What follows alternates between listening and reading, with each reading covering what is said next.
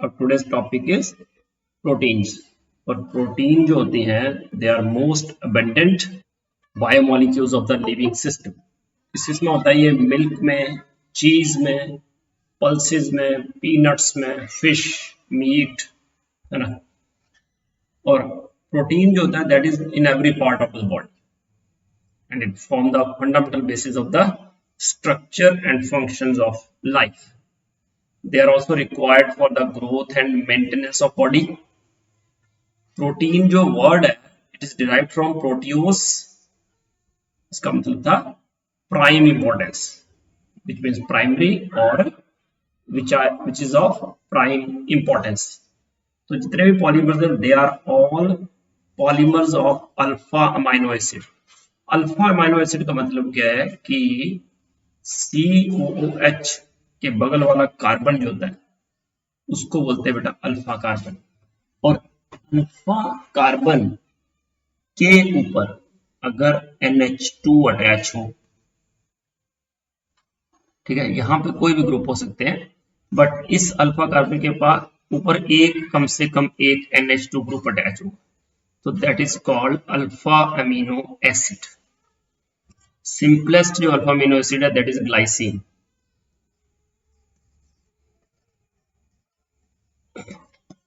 Simplest is glycine, बाकी there are so many.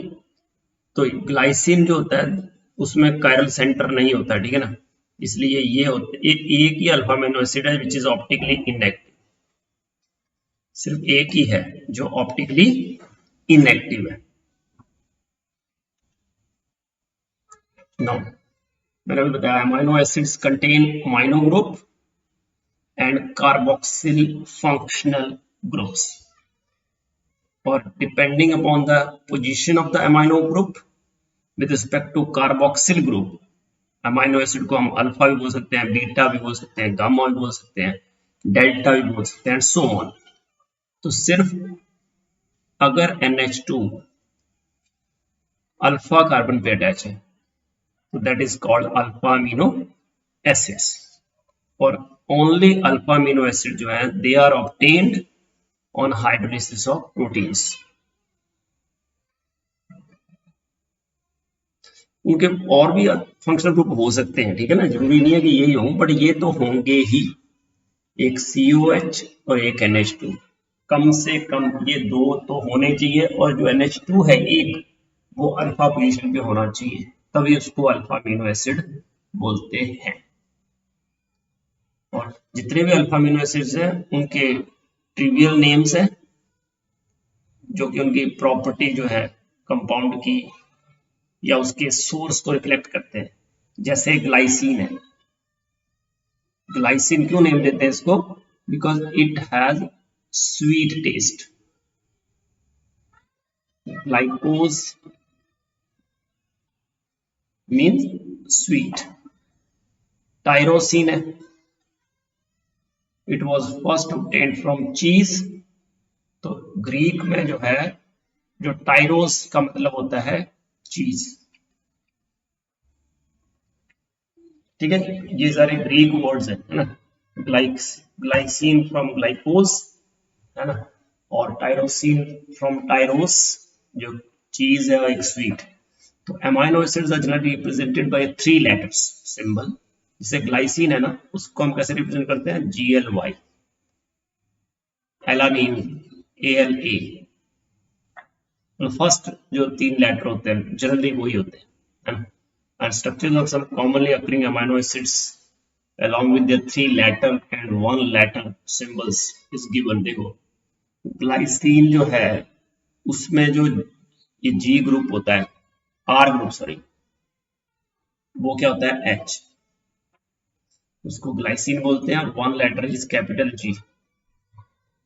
Alanine जो है उसमें क्या होता है CH3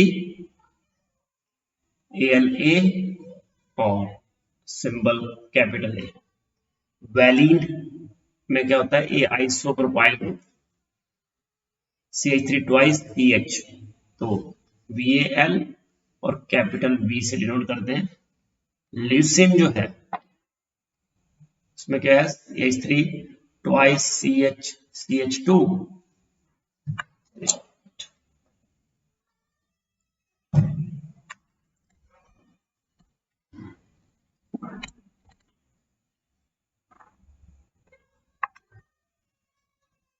तो आइसोब्यूटाइल ग्रुप है ना।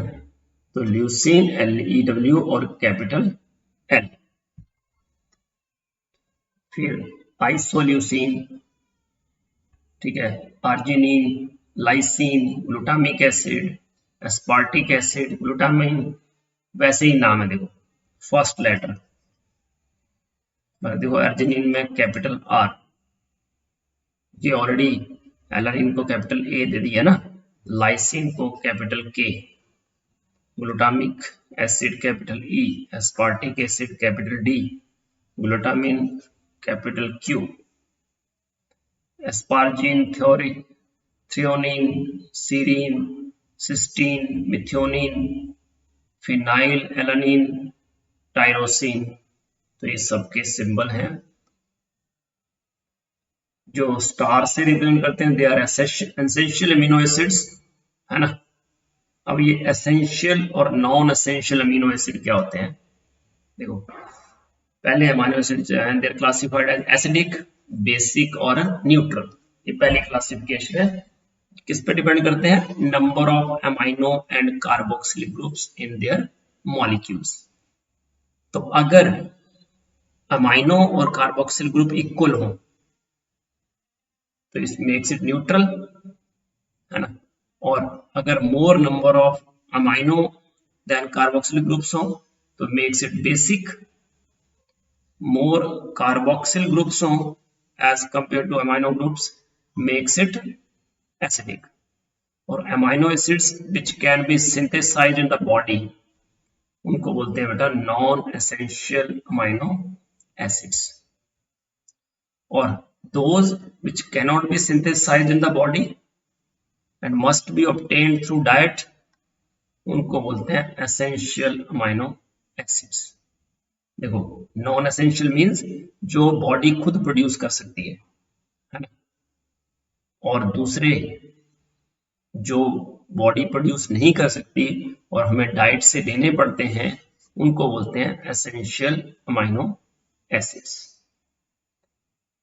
तो अमीनो एसिड यूजुअली क्या होते हैं, एक तो कलरलेस होते हैं but at the same time they are crystalline solids, और these are water soluble, melting point high होगा, और they behave like salts rather than simple amines और कार्बोक्सिलिक एसिड्स।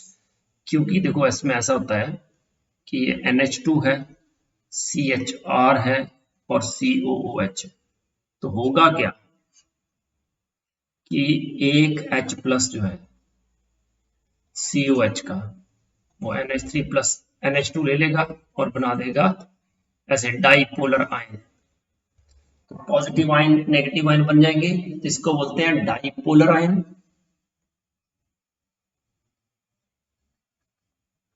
और ज्विटर,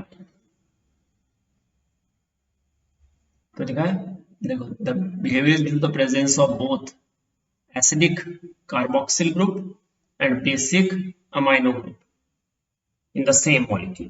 तो एक्वस सॉल्यूशन में क्या होता है कि कार्बोक्सिल ग्रुप जो है can lose a proton and amino group जो है can accept a proton, giving rise to a dipolar ion जिसको हम ज्विटर आयन बोलते हैं। और this is neutral but contains both positive and negative charges. Positive charge भी होगा, negative charge भी होगा, ठीक है। तो बनाया भी है इसने। ज्विटराइनिक फॉर्म में amino acid show amphoteric behaviour, क्योंकि एसिड से भी रिएक्ट करेगा और बेस से भी रिएक्ट करेगा। और ग्लाइसिन के अलावा मैंने अभी बताया था all alpha amino acids, naturally occurring जो भी अल्फा अमीनो एसिड्स हैं, दे आर ऑप्टिकली एक्टिव। सारे क्या होते हैं, ऑप्टिकली एक्टिव। और क्योंकि अल्फा कार्बन बाकियों में क्या हो जाएगा, एसिमेट्रिक, चारों डिफरेंट ग्रुप हो जाएंगे ना। जैसे इस कार्बन से एक साइड COH है, एक साइड NH2 है, एक साइड H है, अगर ये भी H के अलावा कोई भी होगा ग्रुप तो ऑब्वियसली कायरल कार्बन हो गया ही, अल्फा कार्बन क्या हो गया, symmetric chiral. So it they exist in both D and L form. तो जितने भी नेचुरली अकरिंग अमाइनो एसिड्स है, most of them they have L configuration. L configuration का मतलब है कि जो NH2 है that should be written on the left hand side. ठीक है, तो उसको बोलते हैं हम अल्फा अमीनो एसिड. कैसे लिखेंगे, देखो ऐसे लिखेंगे ना, COH सबसे ऊपर, सबसे ऑक्सीडाइज्ड है ना ज्यादा, यहाँ पे NH2, यहाँ पे H, यहाँ पे S. तो इस कार्बन के मोस्ट ऑक्सीडाइज्ड ऊपर, NH2 अगर लेफ्ट में है तो कैपिटल L, और NH2 अगर राइट में है तो कैपिटल D. तो यू हैव ऑलरेडी रेड कि प्रोटीन जो है क्या है, polymers of alpha amino acids, और उनमें जो बॉन्ड होता है उसको बोलते हैं बेटा पेप्टाइड बॉन्ड.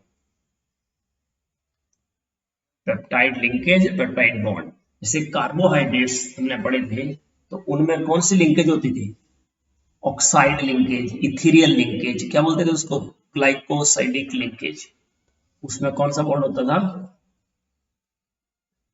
ग्लाइकोसाइडिक लिंकेज होती थी बिटवीन मोनोसेक्राइड्स.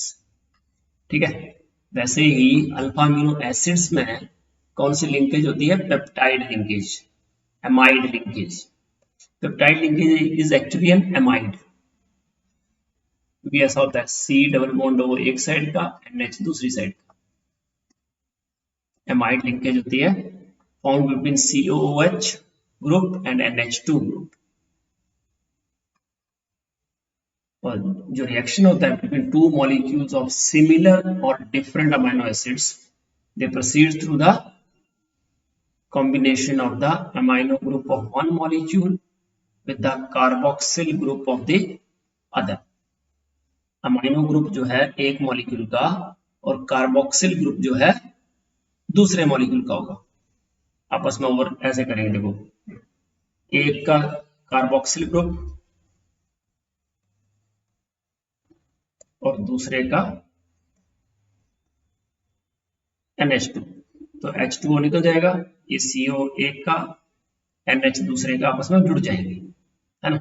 तो this results in the elimination of the water molecule and formation of a peptide bond. क्या बन जाता है, एक पेप्टाइड बॉन्ड बन जाता है. ठीक है, और प्रोडक्ट जो है रिएक्शन का दैट इज कॉल्ड डाइपेप्टाइड. दो अमीनो एसिड जुड़ेंगे तो उसको बोलेंगे डाइपेप्टाइड, है ना, क्योंकि दो अमीनो एसिड जुड़े. तीन होंगे तो ट्राइपेप्टाइड, ऐसे बहुत सारे जुड़ जाएंगे तो उनको बोलते हैं पॉलीपेप्टाइड. ठीक है, देखो बिकॉज डाइपेप्टाइड क्यों बोलते हैं, क्योंकि it is made up of to amino acids. For example when carboxyl group of glycine combines with amino group of the alanine, we get a dipeptide, glycyl alanine. देख लो, एक का OH दूसरे का एक H, ये रिमूव हो जाएगा, CONH linkage बन जाएगी, पेप्टाइड लिंकेज. तो अगर थर्ड अमीनो एसिड कंबाइन करता है डाइपेप्टाइड से तो उसको बोलेंगे, प्रोडक्ट को बोलेंगे ट्राइपेप्टाइड. तो tripeptide contains 3 amino acids linked by 2 peptide linkages. अगर डाइपेप्टाइड है तो एक पेप्टाइड लिंकेज होगी, ट्राइपेप्टाइड है तो 2 होंगी, टेट्रापेप्टाइड में 3 होगी, and so on. Similarly when 4, 5 और 6 amino acids are linked, respective products are called tetrapeptide, pentapeptide, hexapeptide respectively. Or when the number of such amino acids is more than 10 से ज्यादा हो तो प्रोडक्ट को बोल देते हैं बेटा पॉलीपेप्टाइड्स. और कोई भी polypeptide with more than 100 amino acid residues having molecular mass higher than 10,000 unit that is called a protein. उसको क्या बोलते हैं? प्रोटीन। कोई भी polypeptide with more than 100 amino acid residues, इनका मॉलिक्यूलर मास है हायर देन 10,000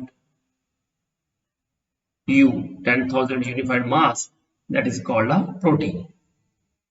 However, polypeptide और protein में there is not a very sharp difference.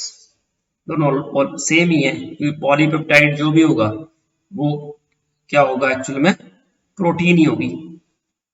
अब कई कुछ प्रोटीन पॉलीपेप्टाइड ऐसे हैं with fewer amino acids are likely to be called proteins, जैसे insulin. Yes, this is the best example. Insulin में 51 amino acids होते हैं, ठीक है, क्योंकि if they ordinary have a well defined conformation of protein, तो इंसुलिन में 51 amino acids ही हैं, तो 10,000 ये तो होगा नहीं उसका मोलर मास, फिर भी उसको बोलते हैं protein.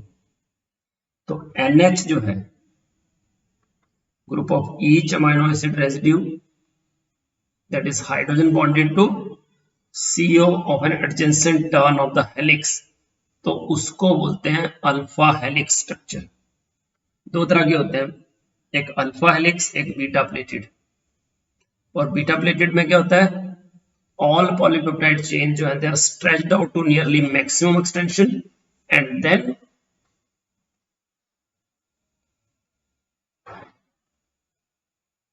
laid side by side, which are held together by intermolecular hydrogen bonds. The structure is assembled with plated folds of drapery and therefore known as beta plated sheet. ठीक है, देखो इसमें थोड़ा सा आई थिंक एक structure of protein आ गया। तो structure of protein ना चार स्टेज में स्टडी करते हैं। पहला है प्राइमरी स्ट्रक्चर प्रोटीन का। तो प्राइमरी स्ट्रक्चर में क्या करते हैं कि वो बताता है sequence of alpha amino acid, कि अल्फा अमीनो एसिड का सीक्वेंस क्या है। और जो सेकेंडरी स्ट्रक्चर है वो shape of each polypeptide chain, वो क्या बनाता है, बताता है shape of each polypeptide chain, ठीक है। और जो ये जो थ्री डिमेंशनल स्ट्रक्चर है प्रोटीन का, वो क्या बताता है, थ्री डिमेंशनल स्ट्रक्चर जो है प्रोटीन का वो बताता है कि जितने भी पॉलीपेप्टाइड चेन है उनकी अरेंजमेंट क्या है। एक ही प्रोटीन में बहुत सारी पॉलीपेप्टाइड चेन हो सकती है ना, तो उनकी टोटल अरेंजमेंट क्या होती है, दैट इज टर्शरी स्ट्रक्चर। और क्वाटरनरी स्ट्रक्चर क्या बताता है, quaternary structure tell us about the stereochemistry of arrangement. जो स्टीरियोकेमिस्ट्री है उसका बताता है स्पेस में कैसे अरेंज है टोटल। देखो tertiary structure of protein, the tertiary structure जो है प्रोटीन का represents overall folding of the polypeptide chains, that is further folding of the secondary structures, and it gives rise to two major molecular shapes, fibrous and globular। तो जो main forces हैं जो stabilise करती हैं secondary और tertiary structure को protein की, they are hydrogen bonds. ये भी इंपॉर्टेंट है कि कौन कौन से फोर्सेज स्टेबलाइज करते हैं, hydrogen bonds, disulphide linkage, van der Waals and electrostatic forces of attraction। Quaternary structure, the sum of the proteins are composed of two or more polypeptide chains, उनको बोलते हैं हम subunits. And the spatial arrangement of these subunits with respect to each other, उसको बोलते हैं quaternary structure, मतलब stereochemistry बोल सकते हैं उसको। देखो ये अल्फा हेलिक्स, ये बीटा प्लेटेड। अल्फा हेलिक्स में क्या होता है, एक का CO और आई थिंक 4 NH, तो ये आपस में हाइड्रोजन बॉन्ड बनाता है, इसको बोलते हैं intramolecular hydrogen bonding. Intra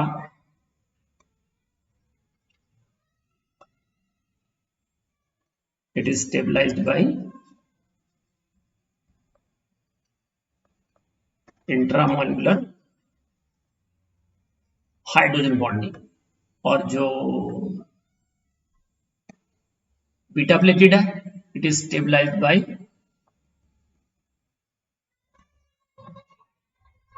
intermolecular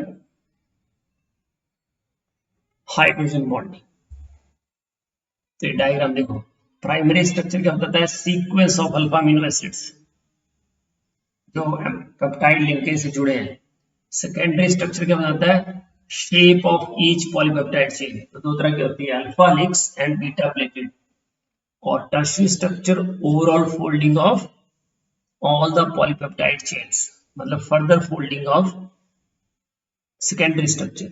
और क्वार्टरनरी स्ट्रक्चर बताता है पूरे spatial arrangement of the each subunit, each polypeptide chain.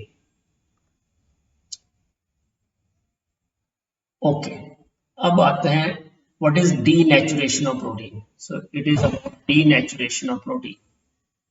You know, जितने भी प्रोटीन्स हैं बायोलॉजिकल सिस्टम में, they have unique 3 dimensional structure and at the same time biological activity.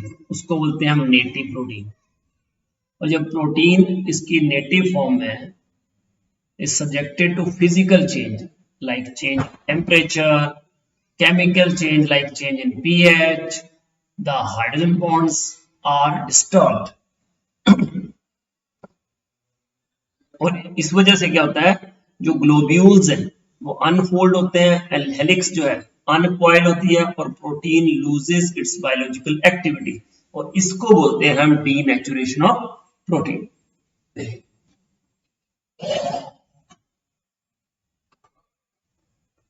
और during denaturation होता क्या है, जो सेकेंडरी और टर्शियरी स्ट्रक्चर्स हैं दे आर डिस्ट्रॉयड, बट जो प्राइमरी स्ट्रक्चर है that is remains intact. Primary structure को कोई चेंज नहीं आता है, जैसे the coagulation of egg white on boiling, that is common example of denaturation. उसमें भी एग्जांपल दूसरा है कर्डलिंग ऑफ मिल्क, जो किस तरह से होता है, due to the formation of lactic acid by the bacteria present in milk. तो ये 2 एग्जांपल है किसके, बोलो, डीनेचुरेशन ऑफ प्रोटीन के। तो इन टेक्स्ट क्वेश्चन है, the melting points and solubility in water of amino acids are generally higher than that of the corresponding halo acids. Why is it so? तो बेटा अमाइनो एसिड जो है, due to the formation of this zwitterine,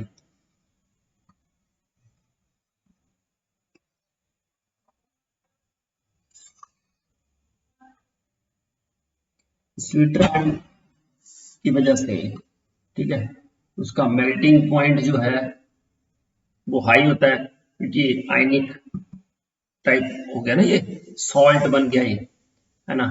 और because it is a salt, therefore its solubility is also higher. Where does the water present in the egg go after boiling the egg? जो water होता है, एक तो that is placed in that solid, क्योंकि liquid जो protein है वो क्या देती है, सॉलिडिफाई। तो जो वाटर है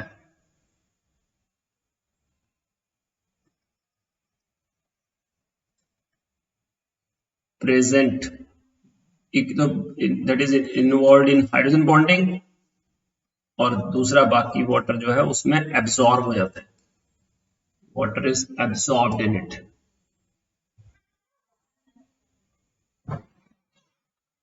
ठीक है।